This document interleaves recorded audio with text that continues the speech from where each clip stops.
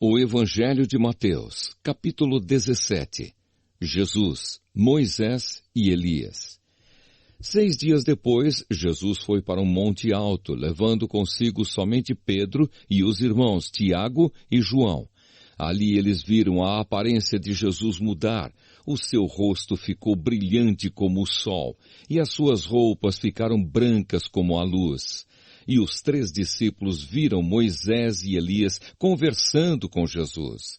Então Pedro disse a Jesus: "Como é bom estarmos aqui, Senhor! Se o Senhor quiser, eu armarei 3 barracas nesse lugar. Uma para o Senhor, outra para Moisés e outra para Elias." Enquanto Pedro estava falando, uma nuvem brilhante os cobriu e dela veio uma voz que disse: "Este é o meu filho querido que me dá muita alegria. Escutem o que ele diz."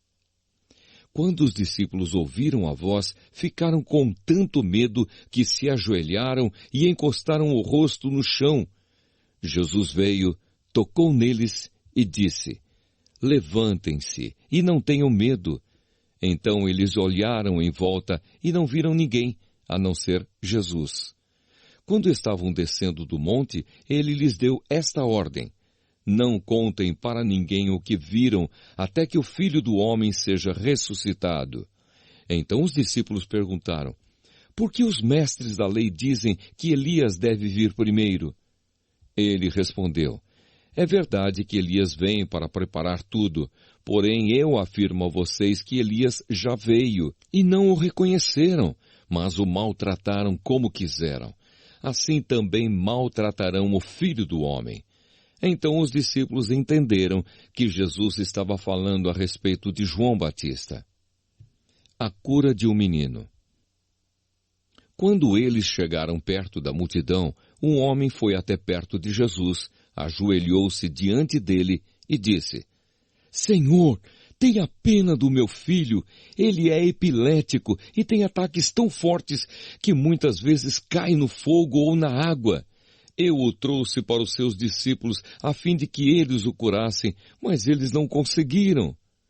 Jesus respondeu: "Gente má e sem fé, até quando ficarei com vocês? Até quando terei de aguentá-los? Tragam o menino aqui." Então deu uma ordem, o demônio saiu e no mesmo instante o menino ficou curado. Depois os discípulos chegaram perto de Jesus em particular e perguntaram: "Por que foi que nós não pudemos expulsar aquele demônio?" Jesus respondeu: "Foi porque vocês não têm bastante fé. Eu afirmo a vocês que isto é verdade.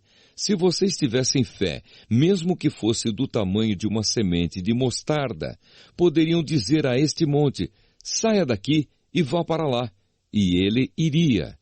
E vocês teriam poder para fazer qualquer coisa. Mas esse tipo de demônio só pode ser expulso com oração e jejum."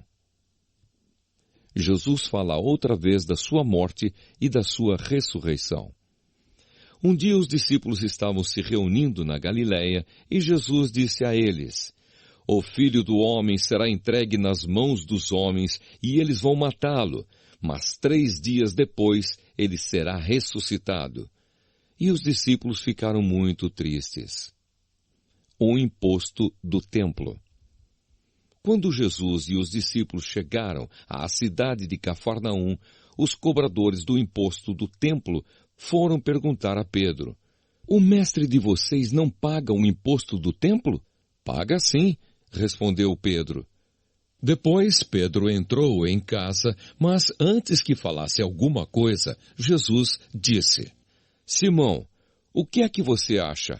Quem paga impostos e taxas aos reis deste mundo? São os cidadãos do país ou são os estrangeiros?" "São os estrangeiros," respondeu Pedro. "Certo," disse Jesus. "Isso quer dizer que os cidadãos não precisam pagar, mas nós não queremos ofender essa gente. Por isso vá até ao lago, jogue o anzol e puxe o primeiro peixe que você fisgar. Na boca dele você encontrará uma moeda. Então vá e pague com ela o meu imposto e o seu."